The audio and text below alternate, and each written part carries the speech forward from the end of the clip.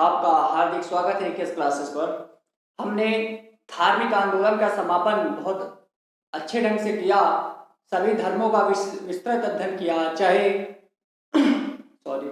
चाहे वो जैन धर्म हो, चाहे बौद्ध धर्म हो, महावीर स्वामी, गौतम बुद्ध, भागवत धर्म, शैव धर्म, इस्लाम धर्म, ईसाई धर्म, पारसी धर्म, सब किए बिना मैं आपको छठी शताब्दी ईसा पूर्व लेकर चलता हूं। चलिए मेरे साथ। मित्रों, छठी शताब्दी ईसा पूर्व को अन्य नामों से भी जाना जाता है, जैसे द्वितीय नगरी क्रांति जो गंगा घाटी में घटित हुई, द्वितीय नगरी क्रांति भी कहते हैं, महाजनपद काल भी कहते हैं और प्राक मौर्य युग भी कहते हैं। राम शरण शर्मा ने छठी शताब्दी ईसा पूर्व को नगरी क्रांति की संज्ञा दी। किसने? राम शरण शर्मा ने। अब थोड़ा जान लेते हैं, इसको द्वितीय नगरी क्रांति कहते हैं। तो पहली नगरी क्रांति कौन थी? मैंने थोड़ा सा तुलना कर दिया है। एक तरफ मैंने हड़प्पा अर्थात सिंधु सभ्यता, दूसरी तरफ महाजनपद अर्थात छठी शताब्दी ईसा पूर्व लिखा। इसे प्रथम नगरी क्रांति की संज्ञा दी जाती है हड़प्पा सभ्यता को। महाजनपद काल या कहें छठी शताब्दी ईसा पूर्व को द्वितीय नगरी क्रांति की संज्ञा दी जाती है। प्रथम नगरी क्रांति हड़प्पा में इसलिए बात करता हूं थोड़ा आगे। हड़प्पा के ये बोले कि प्रथम नगरी क्रांति का केंद्र क्या था? केंद्र वही था जो हड़प्पा सिंधु सभ्यता का केंद्र था, अर्थात पश्चिमोत्तर भारत, पश्चिम उत्तर भारत में केंद्र था। एवं द्वितीय नगरी क्रांति का केंद्र गंगा नदी घाटी था, उसमें भी मुख्यतः उत्तर प्रदेश एवं बिहार के क्षेत्र शामिल थे। हड़प्पा सभ्यता या कहें प्रथम नगरी क्रांति के साक्ष्य कहां से प्राप्त होते हैं? तो वो उत्खनन से, पुरातात्विक साक्ष्यों से ही प्रथम नगरी क्रांति का वर्णन होता है। जबकि महाजनपद काल या कहें द्वितीय नगरी क्रांति का जो साक्ष्य है वो प्रमुख रूप से बौद्ध ग्रंथ है। द्वितीय नगरी क्रांति का जो साक्ष्य है वो बौद्ध ग्रंथ महापरिनिर्वाण सूत्र से प्राप्त होता है। बहुत महत्वपूर्ण, महापरिनिर्वाण सूत्र से ज्ञात होता है। मित्रों, हड़प्पा सभ्यता में उत्खनन से 7 बड़े नगरों का उल्लेख हुआ है, जैसे मोहनजोदड़ो, कालीबंगा, लोथल, हड़प्पा। हड़प्पा तो सबसे पहला ही स्थल प्राप्त हुआ था, इसीलिए हड़प्पा सभ्यता नाम पड़ा से, और सिंधु सभ्यता इसलिए पड़ा क्योंकि सिंधु नदी के समीप ज्यादा क्षेत्र प्राप्त हुए थे। तो ये 7 नगर हड़प्पा सभ्यता में प्राप्त होते हैं। नगर विशेष याद कर लीजिएगा। जबकि द्वितीय नगरी क्रांति में बौद्ध ग्रंथ महापरिनिर्वाण सूत्र से ज्ञात होता है कि 6 नगर प्राप्त हुए। कितने नगर प्राप्त हुए? 6 नगर प्राप्त होते हैं। उन 6 नगरों के नाम देख लीजिए: चंपा, श्रावस्ती, वाराणसी, साकेत, कौशाम्बी, राजगिरी, राजगृह भी कभी कभी बोल देते हैं। ये हो गए हमारे हड़प्पा और महाजनपद काल। ठीक है, अब ये थोड़ा बता दिया हूं मैं, यहाँ आगे बताऊंगा। लेकिन 16 महाजनपदों का उल्लेख कहाँ आया है? वो एक तो बौद्ध ग्रंथ अंगुत्तर निकाय में, बौद्ध ग्रंथ अंगुत्तर निकाय में, एवं जैन ग्रंथ भगवती सूत्र में 16 महाजनपदों का उल्लेख है। ये थोड़ा देख लीजिएगा। अब आपको लेकर चलते हैं कि द्वितीय नगरी क्रांति ही छठी शताब्दी ईसा पूर्व को क्यों कहते हैं, अर्थात छठी शताब्दी ईसा पूर्व को द्वितीय नगरी क्रांति की संज्ञा क्यों दी गई। इससे पूर्व मैं आपको लेकर चलता हूं प्रथम नगरी क्रांति अर्थात हड़प्पा सभ्यता में। थोड़ा कहानी सुनिएगा। देखिए मित्रों, हड़प्पा सभ्यता में पुरातात्विक साक्ष्यों से, उत्खनन से 7 बड़े बड़े नगरों का उल्लेख हुआ, प्राप्ति हुई। जैसे मोहनजोदड़ो, हड़प्पा, लोथल, है ना, वहां की जो नगर नियोजन व्यवस्था थी, जल निकासी व्यवस्था थी, सभी चीजों के मद्देनजर रखते हुए हम उसे प्रथम नगरी क्रांति का नाम देते हैं। दूसरा एक भी कारण और है, समुद्री व्यापार का भी उल्लेख मिलता है उत्खनन से।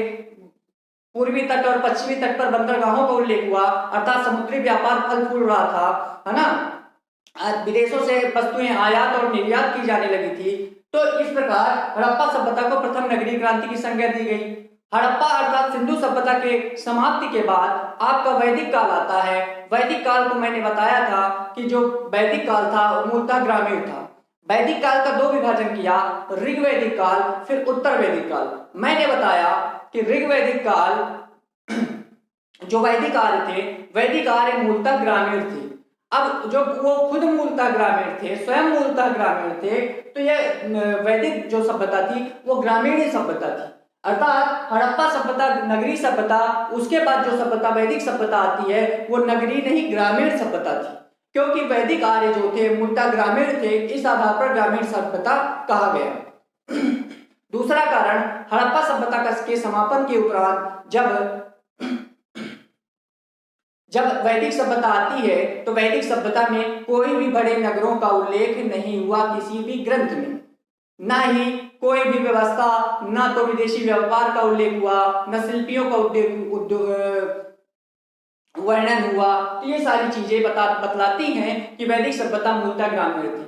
कुछ ग्रंथों में मैंने बताया था कि वैदिक धर्म में समुद्री व्यापार की मनाही थी, वह सभी परिस्थितियों की मनाही थी जो नगरीय व्यवस्था के लिए उत्तरदायी होती है। अर्थात नगरीय व्यवस्था के लिए जो महत्वपूर्ण पहलू होते हैं वो सभी वैदिक धर्म में पूर्णतः वर्जित थे, इसलिए वैदिक धर्म को ग्रामीण सभ्यता की संज्ञा दी गई।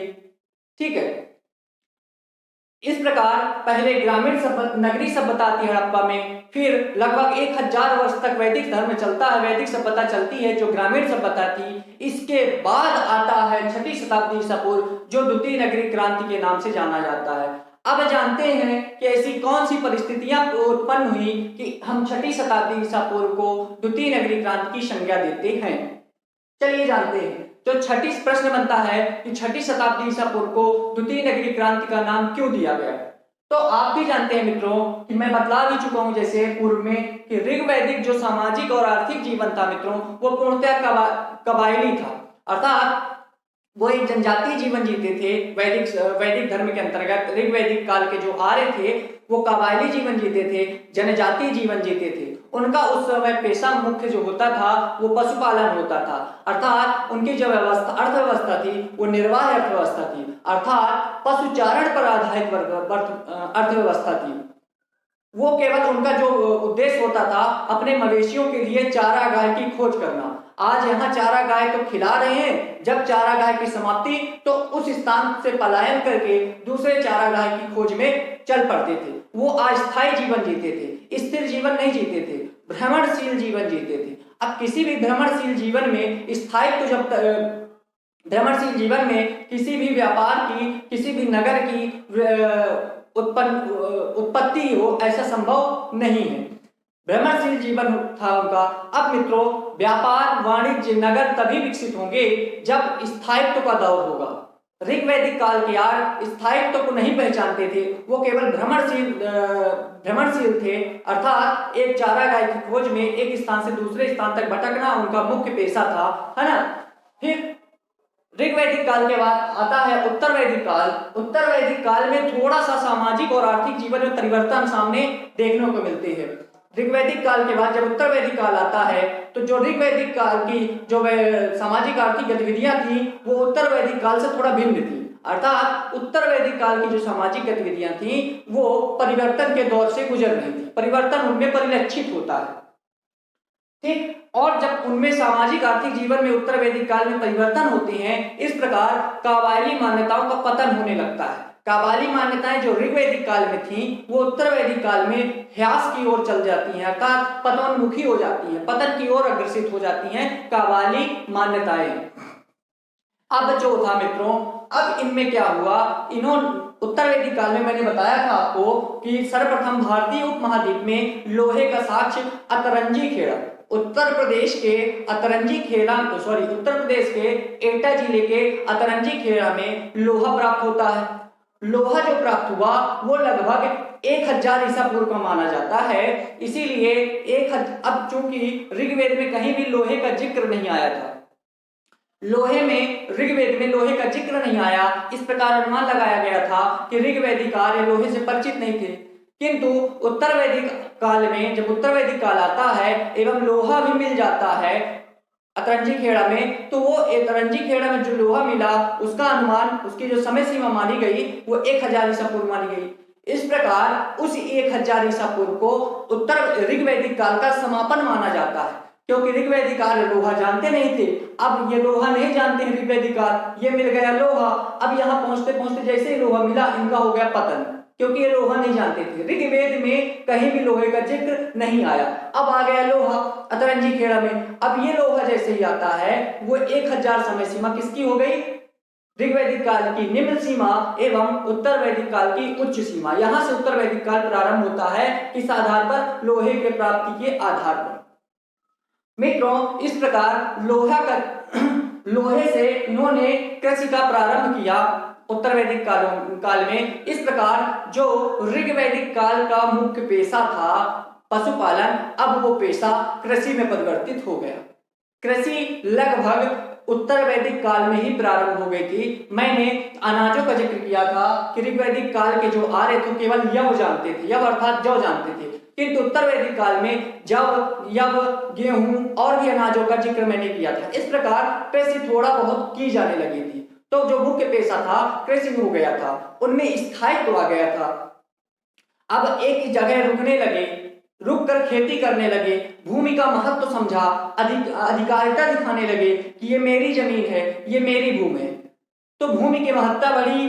तो भूमि की महत्ता के बढ़ते उन्होंने कृषि प्रारंभ कर दी और अनेक अनाजों की प्राप्ति के आधार पर, साक्ष्यों के आधार पर हम यह कह सकते हैं कि उत्तर वैदिक काल के आर्यों का जो मुख्य पेशा था वो कृषि थी। कृषि तो अब लगभग प्रारंभिक अवस्था में आ गई। अब मित्रों, उत्तर वैदिक काल में ही लौह युग का प्रारंभ हो जाता है। अब उत्तर वैदिक काल के बाद 6वीं शताब्दी ईसा पूर्व तक पहुंचते पहुंचते ऐसी क्या घटनाएं घटित हुई कि वो द्वितीय नगरी क्रांति के रूप में बदल गई। मित्रों, हमने बताया उत्तर वैदिक काल में लोहा का प्राप्त होना लौह युग का प्रारंभ माना जाता है। मित्रों, लौह से क्या हुआ कि लौह तकनीकी के प्रयोग से कृषि में विकास होने लगा। अभी उत्तर वैदिक काल में कृषि अपने प्रारंभिक अवस्था में थी, अर्थात जन्म हो रहा था उत्तर वैदिक काल में, किंतु जैसे ही लोहा प्राप्त हुआ और उत्तर वैदिक काल का समापन चल रहा था और लोहे के प्राप्ति के आधार पर लौह तकनीक से कृषि में विकास होने लगा। कैसे? क्योंकि लौह में कृषि में लौह का प्रयोग किया जाने लगा। लौह तकनीक, बहुत सारे लौह औजार बनाए गए, उससे हल बनाए गए, कृषि में प्रयोग हुआ, है ना। तो वो कृषि में विकास होने लगा। अब मित्रों, आप भी जानते हैं कि उत्तर वैदिक काल में उतनी कृषि नहीं होती थी कि कुछ बचत कर पाए, जो थोड़ा बहुत होता था खा पी लेते थे। किंतु आगे आने वाले समय में कृषि जब डेवलप होती है, कृषि में जब विकास होता है तो बचत होने लगती है। खाने पीने के बाद भी बचत हो जाती थी और इस बचत को कहते हैं अधिशेष उत्पादन। अर्थात जो कुछ खाने पीने के बाद बचत होती थी उसी को अधिशेष उत्पादन कहा जाता है। तो लौह के प्रयोग से, लौह तकनीकी के प्रयोग से कृषि में विकास होने लगा एवं अधिशेष उत्पादन भी होने लगा। अधिशेष, ठीक है, कृषि उत्पादन में वृद्धि हुई और अधिशेष उत्पादन होने लगा। अब जो था मित्रों, उत्तर वैदिक काल के समापन जैसे जैसे हो रहा था तो इस अधिशेष उत्पादन पर बल दिया जाने लगा। अर्थात अधिशेष उत्पादन बोले तो बचत पर अधिकांशतः जोर दिया जाने लगा उत्तर वैदिक काल के आगे आने वाले समय में। अब जब मित्रों, आप भी जानते हैं व्यापार तभी संभव है जब बचत होगी। यदि मैं 15,000 रुपए की एक नौकरी करता हूं, मेरा खर्चा ही 15,000 का है, तो मैं और भी अन्य चीजें कैसे सोच सकता हूं। जब मेरा 15,000 में लगभग मान लीजिए 10,000 खर्चा होता है ना, इन्वेस्टमेंट मेरा 10,000 का है, फिर भी मेरे पास 5,000 बचते हैं। ऐसे कर करके जब मेरे पास बहुत सारी धनराशि हो जाएगी तो मैं किसी दूसरे चीज को सोचूंगा, या तो उसे व्यापार पे लगाऊंगा या कोई दूसरी वस्तुएं खरीदने की कल्पना करूंगा। तो इसी प्रकार मित्रों,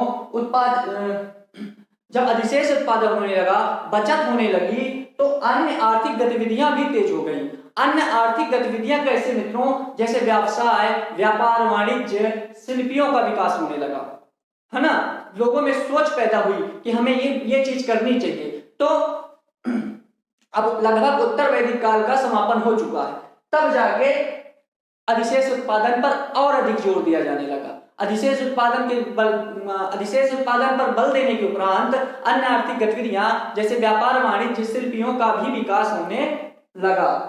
ठीक है, अब जब व्यापार वाणिज्य फला फूला मित्रों और व्यापार हुई, व्यापार में उन्नति हुई, तो व्यापार के केंद्रों के रूप में या कहें व्यापारिक केंद्रों के रूप में छोटे छोटे शहरों का विकास हुआ, बस्तियों का विकास हुआ। आने वाले समय में और भी अधिशेष उत्पादन हुआ और भी बचत हुई तो वो बस्तियां मित्रों नगर में तब्दील हो गई, नगरों में बदल गई। इस प्रकार नगरों का जो उदय होता है वो व्यापारिक बस्तियों के रूप में या कहीं व्यापारिक केंद्रों के रूप में हो जाता है। अब नगर आने लगे सामने, क्योंकि मैंने बताया वैदिक काल में नगरों का जिक्र नहीं था। जैसे ही नगर अगर बनते हैं तो हम ये मान लिया जाता है कि अब उत्तर वैदिक काल का समापन हो चुका। मित्रों, इस प्रकार जैसे व्यापारिक केंद्रों की उत्पत्ति होती है वैसे ही आर्थिक गति में बहुत ज्यादा तेजी सामने आती है। आर्थिक गति में तेजी का प्रमाण, ये जो प्रमाण मिला आर्थिक तेजी का, वो गंगा घाटी में प्राप्त होता है, मुख्यतया उत्तर प्रदेश बिहार के क्षेत्रों में। अब ये जो गंगा घाटी में घटना घटित हुई मित्रों, इसी के आधार पर नगरों के आधार पर, नगरों की उत्पत्ति के आधार पर, अधिशेष उत्पादन के आधार पर, कृषि में विकास के आधार पर, व्यापार वाणिज्य शिल्पियों के उन्नति के आधार पर निष्कर्ष निकाला गया कि अब छठी शताब्दी जो आ गई यह द्वितीय नगरीय क्रांति मानी जाएगी। ठीक, ये हो गया हमारा द्वितीय नगरीय क्रांति कहने का तात्पर्य छठी शताब्दी ईसा पूर्व को। कोई दिक्कत तो नहीं है? थोड़ा समझने का रहता है, कहानी यदि अच्छे से समझ में आ जाए तो ऑटोमेटिक सारी चीजें अपने आप आत्मसात होती जाएंगी। मित्रों, अब हम बात करेंगे छठी शताब्दी ईसा पूर्व या कहें द्वितीय नगरीय क्रांति के आर्थिक जीवन की। उस समय आर्थिक जीवन कैसा था मित्रों?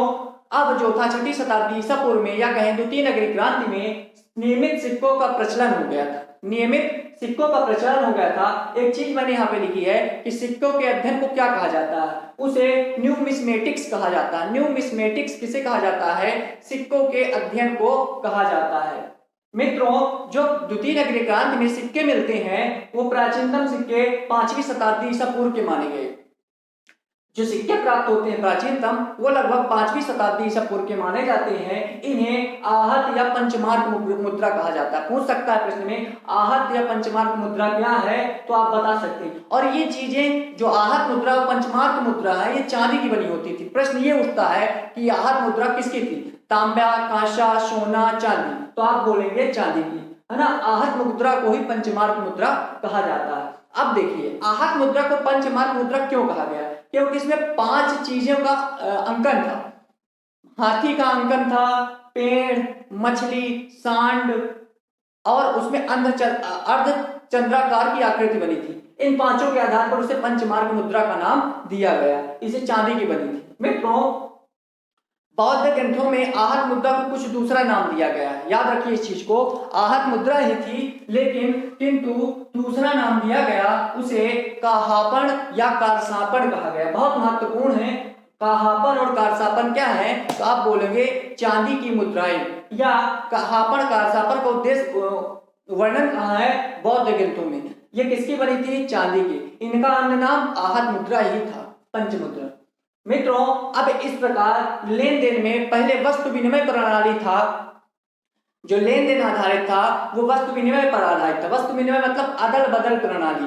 जैसे मान लीजिए मेरा कोई ब्लैक मार्कर है मेरे पास, मुझे चाहिए रेड मार्कर। अब मेरे को इसकी उपयोगिता समाप्त हो गई, मुझे इसका उपयोग नहीं है और इसका उपयोग सामने वाले को करना है।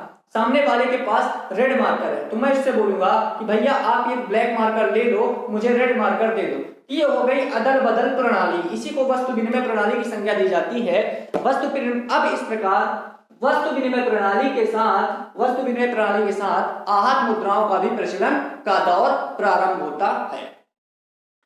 सबसे महत्वपूर्ण बात, नोट लगा के लिखा है मैंने, आप भी लगा लीजिए। 200 2000 का नोट, स्वर्ण सिक्का प्राप्त नहीं हुआ। द्वितीय नगरीय क्रांति में स्वर्ण सिक्का की प्राप्ति नहीं होती है, परंतु बौद्ध ग्रंथ में स्वर्ण सिक्कों को एक नाम दिया गया है, निशाका व मशाका। निशाका व मशाका क्या है? तो आप बोलेंगे स्वर्ण सिक्के, सोने के सिक्के। कहाँ उल्लेखित है? बौद्ध ग्रंथों में। अब जानते हैं द्वितीय नगरीय क्रांति की व्यापारिक व्यवस्था क्या थी। तो मित्रों, मैं उतना ही बताऊंगा जितना सफिशिएंट हो। कहानी बहुत नहीं सुनानी है मुझे। व्यापारिक व्यवस्था की बात करें तो नगरों का उदय हो रहा था। नगरों के उदय के कारण व्यापार फल फूल रहा था, व्यापार बढ़ रहा था, तो मुद्राओं का संचय भी अधिक से अधिक हो रहा था। अर्थात नगरों के उदय एवं मुद्राओं की अधिकता के चलते क्या हुआ? व्यापार वाणिज्य में और भी अधिक तेजी होती है और भी ज्यादा तेजी सामने आती है ना। अब इससे व्यापार से अधिशेष उत्पादन भी और ज्यादा हो रहा था, बचत भी ज्यादा हो रही थी। तो अधिशेष उत्पादन से अनेक शिल्पियों का और भी ज्यादा उदय होता है। इधर थोड़ी बहुत कसर रह गई थी तो इधर पूरी हो जाती है। ठीक है, अधिशेष उत्पादन से और भी ज्यादा अनेक शिल्पियों का उदय होता है एवं इस प्रकार यह कह सकते हैं कि जो व्यापारिक व्यवस्था थी वो द्वितीय नगरीय क्रांति में उन्नत अवस्था में थी। मित्रों, कभी कभी पूछ लेता है कि व्यापारिक मार्ग पर स्थित शहर कौन से थे। वो थे कंबोज, कौशल और वाराणसी।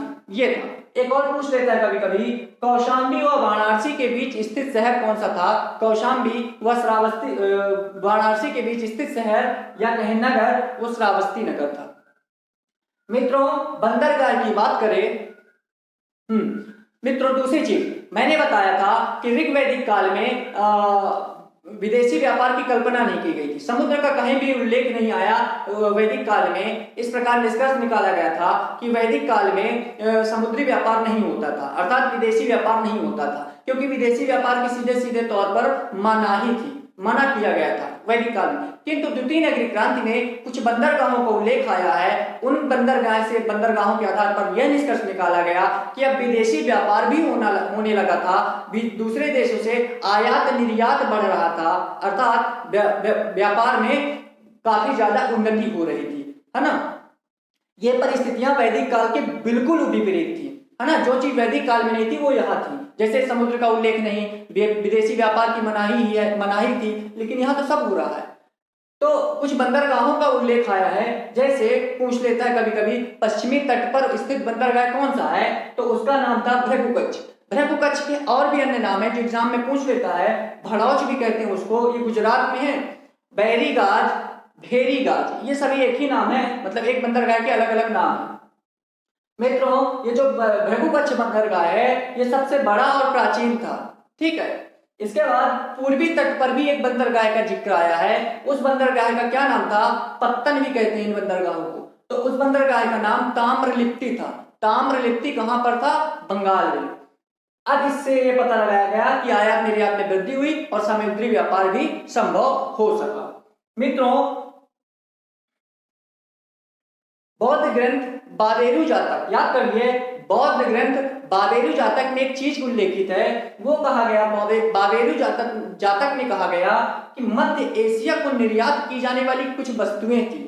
मध्य एशिया को निर्यात की जाने वाली एक कुछ वस्तुएं थी, जिनमें दो प्रमुख है। ये एग्जाम में पूछता है सीधे सीधे, वो थे मोर और कौवा, है ना। मोर और कौवे ये मध्य एशिया को निर्यात किए जाते थे। इसका उल्लेख बौद्ध ग्रंथ बाबेरू जातक में है।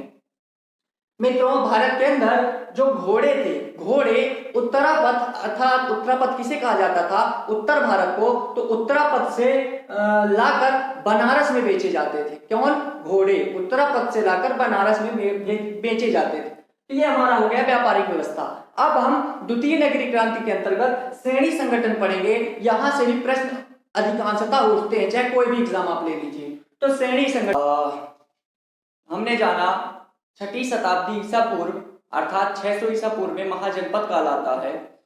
तो 6ठी शताब्दी ईसा पूर्व को द्वितीय नगरीय क्रांति क्यों कहते हैं, इस पर हमने अध्ययन किया।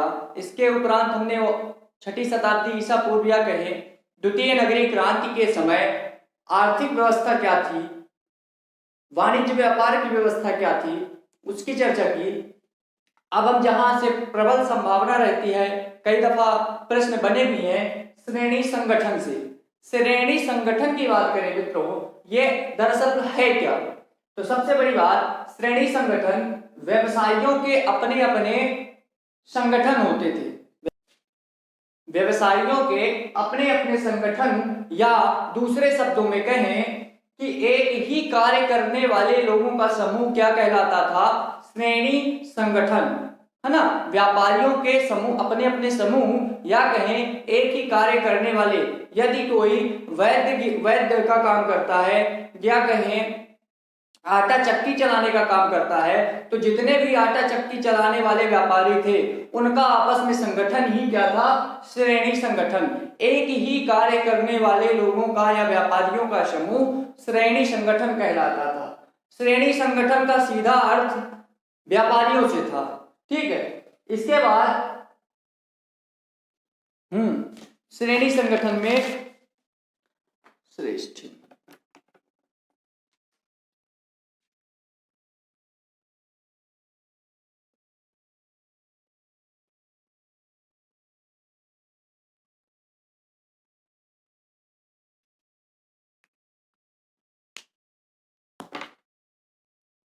तो श्रेणी संगठन का जो प्रमुख होता था मित्रों, उससे क्या संज्ञा दी जाती थी? मुखिया को क्या कहा जाता था? श्रेष्ठिन या कभी कभी जेठक। श्रेष्ठिन अथवा जेठक कौन था? ये श्रेणी संगठन का प्रमुख होता था। मित्रों, बड़े बड़े नगरों में हमने बताए 6 नगर आते हैं द्वितीय नगरीय क्रांति में। तो 6 नगर में कुछ बड़े बड़े नगर भी रहे होंगे। तो उन बड़े नगरों में बड़ी श्रेणियां होती थी, श्रेणी संगठन की बड़ी श्रेणियां होती थी, जिसके मुखिया को, प्रधान को महाश्रेष्ठी कहा जाता था। क्या कहा जाता था? महाश्रेष्ठी। ठीक है। किंतु व्यापारियों के कारवां के प्रधान को, व्यापारियों के कारवां जो चलता था उसका प्रधान कौन होता था? उसे सार्थवाह कहा जाता था, है ना। या कह सकते हैं व्यापारियों का नेता कौन था? वो सार्थवाह था। किंतु सैनिक संगठन का मुखिया श्रेष्ठी या जेठक कहा जाता था। आपसे प्रश्न पूछे कि बड़े नगरों में जो बड़ी श्रेणियां थी उनके प्रमुखों को क्या कहा जाता था? तो वो महाश्रेष्ठी था। अब यहां से भी प्रश्न यदा कदा बनते हैं कि श्रेणी संगठन के कार्य क्या थे? पहला कार्य कार्यकारी कार्य था, दूसरा न्यायिक कार्य था। कार्यकारी एवं न्यायिक कार्य तथा बैठकों के कार्य का देखरेख कौन करता था? श्रेणी संगठन। सीधे तौर पर पूछ सकता है निम्नलिखित में से श्रेणी कौन सा कार्य श्रेणी संगठन करता था? तीन ऑप्शन कोई और दे देगा, इसके बाद दे देगा न्यायिक कार्य। तो याद रखिएगा, व्यापारी हैं तो ऐसा नहीं है कि ये व्यापारी हैं तो व्यापारी का ही काम करेंगे, ये न्यायिक कार्य भी देखरेख करते थे। ठीक है। इसके बाद और भी अन्य कार्य थे, जैसे नाप तौल, वस्तुओं का मूल्य एवं लोगों की मजदूरी आदि सुनिश्चित करना भी ये श्रेणी संगठन का कार्य था। मित्रों, सदस्यों के जो सामाजिक जीवन को नियंत्रित करना भी, सदस्यों के जो सामाजिक जीवन होते थे तो सामाजिक व्यवस्था को सुनिश्चित करना भी श्रेणी संगठन का महान दायित्व होता था। मित्रों, सदस्यों के सामाजिक जीवन को सुनिश्चित करने के क्रम में कुछ नियम होते थे, श्रेणी संगठन के कुछ नियम होते थे, है ना। उन नियमों को श्रेणी धर्म कहा जाता था। क्या कहा जाता था? श्रेणी धर्म। आपसे पूछे श्रेणी धर्म क्या था, तो आपका उत्तर होना चाहिए कि श्रेणी संगठन के अंतर्गत सदस्यों के सामाजिक व्यवस्था को सुनिश्चित करने हेतु बनाए गए नियम या नियमावली वो कहलाती थी श्रेणी धर्म।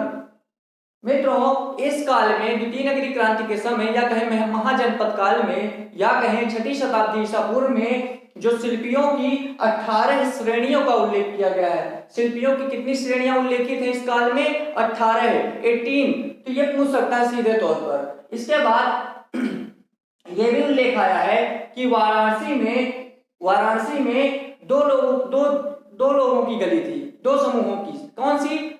वणिक लोगों की गली थी एवं हाथी दांत के शिल्पियों की गली थी। आपसे प्रश्न पूछे कि हाथी दांत के शिल्पियों एवं वाणिक लोगों की गली कहाँ थी? ये थी वाराणसी में। किस काल में थी? द्वितीय नगरीय क्रांति के समय। मित्रों, व्यापारियों से माल एवं बिक्री कर वसूलने वाला कौन था या कहीं चुंगी कर कौन लेता था? उसे शुल्काध्यक्ष कहा जाता था। क्या? शुल्काध्यक्ष व्यापारियों से माल या कहीं बिक्री कर वसूलता था। कभी कभी शुल्काध्यक्ष को शौकिल्य भी कहा जाता था। क्या? शौकिल्य। अब प्रश्न बन सकता है मित्रों कि द्वितीय नगरीय क्रांति या कहें 6ठी शताब्दी ईसा पूर्व या कहें 600 ईसा पूर्व, इसको बौद्ध काल के रूप में या बुद्ध काल के रूप में क्यों जाना जाता है? अर्थात द्वितीय नगरीय क्रांति को बुद्ध काल की भी संज्ञा दी जाती है, ऐसा क्यों? तो बात करते हैं इस संदर्भ में। मैं उतना ही बताऊंगा जितना महत्वपूर्ण है, जिसको हमको पढ़कर निष्कर्ष निकाल सके कि हाँ, यही वो कारण बनते हैं जिससे द्वितीय नगरीय क्रांति को बुद्ध काल की संज्ञा दी जा सकती है या दी जाती है। कहानी हम नहीं सुनाएंगे और ना ही आप इसमें कहानी सुनेंगे, औचित्यपूर्ण बात करेंगे, ठीक है। तो जानते हैं ऐसी क्या घटना थी कि इस काल को बुद्ध काल की संज्ञा दी जाती थी। मित्रों, जो बौद्ध प्रमाण मिलते हैं, बौद्ध साक्ष्य मिलते हैं, ये 6ठी शताब्दी ईसा पूर्व के पहले के प्राप्त होते हैं, ठीक है। कुछ काल पहले के भी थे, कुछ 6ठी शताब्दी ईसा पूर्व के थे। पहले से ज्यादा महत्वपूर्ण ये गलत भी हो सकता है, क्योंकि गौतम बुद्ध का जन्म जो होता है वो लगभग 6ठी शताब्दी ईसा पूर्व में ही होता है। इस प्रकार यह कह सकते हैं कि बौद्ध प्रमाण जो थे ये 6ठी शताब्दी ईसा पूर्व के प्राप्त होते हैं, ठीक है मित्रों। बौद्ध साक्ष्यों में इन जो साक्ष्य प्राप्त होते हैं इनमें जो यह शताब्दी थी 6ठी शताब्दी, इसमें यह उल्लेखित था कि उत्तर भारत में 6 प्रमुख नगर थे। इन प्रमाणों में उल्लेखित था इस काल में 6ठी शताब्दी ईसा पूर्व में उत्तर भारत में 6 बड़े नगरों का उल्लेख किया गया है, ठीक है, जिनके नाम मैं पहले ही बता चुका हूं। मित्रों, ये बड़े नगर किस रूप में थे? ये व्यापारिक उत्पादन का केंद्र थे, या कहें व्यापारिक केंद्र, या कहें उत्पादन के केंद्र के रूप में विकसित हुए थे। जैसे पहले छोटे छोटे व्यापार थे तो छोटी छोटी बस्तियां थी। जब व्यापार बढ़ा, अधिशेष उत्पादन होने लगा, अर्थात बचत होने लगी, तो ये छोटी छोटी बस्तियां अपने नगर के रूप में विकसित हो गई। मित्रों, इस काल में भारतवर्ष में 16 महाजनपदों का उल्लेख भी किया गया है। बौद्ध ग्रंथों में द्वितीय नगरीय क्रांति के समय भारतवर्ष, संपूर्ण भारतवर्ष में 16 महाजनपदों का विभाजन था, ठीक है। तो जो महात्मा बुद्ध थे, तो बुद्ध के जो उपदेश थे वो 6ठी शताब्दी ईसा पूर्व के, जो 6ठी शताब्दी ईसा पूर्व के सामाजिक और आर्थिक जीवन व्यवस्था थी वो गतिविधियों से मेल खाते थे। अर्थात दूसरे शब्दों में कहें कि महात्मा बुद्ध के द्वारा जो उपदेश दिए गए वो इस काल की सामाजिक व्यवस्था एवं आर्थिक व्यवस्था से मेल खाते थे, है ना। मित्रों, आप भी जानते हैं कि उत्तर वैदिक कर्मकांडी प्रथा जो चल रही थी, ऋग्वैदिक काल में उतनी अव्यवस्था नहीं थी बौद्ध धर्मों के अनुसार, जितनी की व्यवस्था बिगड़ी उत्तर वैदिक काल में जाकर। मित्रों, उत्तर वैदिक काल में कर्मकांडी प्रथा का प्रधान था, है ना, प्रधानता देखने को मिलती है। तो जो उत्तर वैदिक कर्मकांडी प्रथा थी मित्रों, ये व्यापार, वाणिज्य एवं कृषि के विरुद्ध थी। अर्थात इनमें जो साक्ष्य मिलते हैं उत्तर वैदिक कालीन ग्रंथों में वो कृषि, व्यापार, वाणिज्य के विरुद्ध मिलते हैं, है ना। इसके बाद मित्रों, कर्मकांडी प्रथा में क्या होता था? यज्ञों की प्रधानता अधिकता थी, यज्ञों की प्रधानता की अधिकता थी, और यज्ञ प्रधान होने के कारण इसमें पशु बलि की ज्यादा, अधिकांश मात्रा में पशुओं की बलि दी जाने लगी थी, ठीक है। मित्रों, इस उत्तर वैदिक काल में जो उत्पादन होता था, जो अधिशेष उत्पादन था, अर्थात कहीं बचत थी, उस पे राजाओं का अधिकार होता था, बड़े वर्गों का अधिकार होता था, और वो जो अधिशेष उत्पादन होता था उसे राजा क्या करता था? दान में दे देता था ब्राह्मणों को, ठीक है। राजा का आधिपत्य होता था उस उत्पादन पर, एवं राजा के द्वारा वो दान में दे दिया जाता था ब्राह्मणों को, ठीक है। निष्कर्षतः यह कह सकते हैं कि उत्तर वैदिक कर्मकांडी प्रथा में जो उत्पादन था उसमें कर्मकांडी समाज का आधिपत्य स्थापित था। अर्थात उत्पादन पर बड़े वर्गों का, या कहीं कर्मकांडी या कहीं पुरोहित वर्गों का, क्षत्रिय और ब्राह्मणों का आधिपत्य स्थापित था, ठीक है मित्रों। नेक्स्ट कड़ी में बुद्ध की जो थे, महात्मा बुद्ध, ये 6ठी शताब्दी ईसा पूर्व में अवतरित होते हैं। गौतम बुद्ध 6ठी शताब्दी ईसा पूर्व में अवतरित होते हैं, और महात्मा बुद्ध के जो उपदेश होते हैं, गौतम बुद्ध ने जो उपदेश दिया वो सामाजिक आर्थिक विकास के अनुकूल उपदेश दिए। अर्थात जो ये जब अव्यवस्था फैली थी बौद्ध ग्रंथों के हिसाब से या बौद्ध धर्म के हिसाब से, कि उत्तर वैदिक कर्मकांडी व्यवस्था व्यापार, वाणिज्य, कृषि के विरुद्ध थी, और पशु बलि की प्रधानता थी, यज्ञों की प्रधानता थी, है ना, कर्मकांडी समाज का उत्पादन पर आधिपत्य था, तो महात्मा बुद्ध इनके विरुद्ध होते हैं, और जो उपदेश होते हैं महात्मा बुद्ध के वो सामाजिक आर्थिक विकास के अनुकूल होते हैं, मेल जोल खाते हैं महात्मा बुद्ध के उपदेश, ठीक है। महात्मा बुद्ध ने दो चीजों का खुला समर्थन किया, ये प्रश्न पूछ सकता है, ब्याज प्रथा व वेश्यावृत्ति। ब्याज प्रथा एवं वेश्यावृत्ति की भी का भी समर्थन किया महात्मा बुद्ध ने। महात्मा बुद्ध वो सभी गतिविधियों को समर्थन देते थे जिससे नगरों का विकास हो रहा था। महात्मा बुद्ध वो सभी गतिविधियों का समर्थन करते थे जिससे नगरों का विकास हो रहा था। ठीक है मित्रों, महात्मा बुद्ध ने कुछ अहिंसा के उपदेश भी दिए, जो मूलतः यह माना जाता है कि उनके अहिंसा के उपदेश मुख्यतः मांसाहार परंपरा का विरोध एवं पशु बलि रोकने के लिए था। अर्थात मांसाहार परंपरा का विरोध करने एवं पशु बलि को रोकने हेतु, पशुओं के बचाव हेतु उन्होंने अहिंसा का उपदेश दिया। ठीक है मित्रों, इसके आगे बौद्ध ग्रंथ एक आता है अंगुत्तर निकाय। याद करिए, बहुत महत्वपूर्ण है। अंगुत्तर निकाय में 16 महाजनपदों का उल्लेख होता है। आप भी जानते हैं कि द्वितीय नगरीय क्रांति में 16 महाजनपद थे, इसीलिए उसे महाजनपद काल कहते हैं। और बौद्ध ग्रंथ में भी 16 महाजनपदों का उल्लेख अंगुत्तर निकाय में आया है। ठीक है, तो ये सभी साक्ष्य जो मैं बतला रहा हूं, सभी साक्ष्य व तथ्य यह स्पष्ट करते हैं मित्रों कि द्वितीय नगरीय क्रांति एवं गौतम बुद्ध एक दूसरे के पूरक के रूप में थे, है ना। जो ये सारे सभी साक्ष्य एवं तथ्य मैंने यहाँ पे लिखे और जो मैंने बताया, ये सभी साक्ष्य और तथ्य यह स्पष्ट रूप से प्रमाणित करते हैं कि महात्मा बुद्ध एवं द्वितीय नगरीय क्रांति एक दूसरे के पूरक के रूप में थे। अतएव सारे निष्कर्षों से हम यह निष्कर्ष निकाल सकते हैं, तो सारे तथ्यों से यह निष्कर्ष निकाल सकते हैं कि 6ठी शताब्दी ईसा पूर्व या कहें द्वितीय नगरीय क्रांति या कहें महाजनपद काल को बुद्ध काल के रूप में परिभाषित किया जाने लगा। ठीक है, इस प्रकार द्वितीय नगरीय क्रांति या 6ठी शताब्दी ईसा पूर्व को बुद्ध काल कहना सर्वथा सही होगा, सत्य होगा। तो ये हमारा था द्वितीय नगरीय क्रांति के बारे में समस्त जानकारी विषय। और द्वितीय नगरीय क्रांति क्यों कहा गया, उस समय आर्थिक व्यवस्था क्या थी, श्रेणी संगठन क्या था, बुद्ध काल क्यों कहा जाता था, इस पर हमने विस्तृत चर्चा की। अब हम जानेंगे अगली कक्षा में कि महाजनपदों का उदय कैसे होता है और महाजनपद के अंतर्गत 16 महाजनपद कौन थे, उनकी विस्तृत चर्चा अगले पार्ट में की जाएगी। तब तक के लिए धन्यवाद।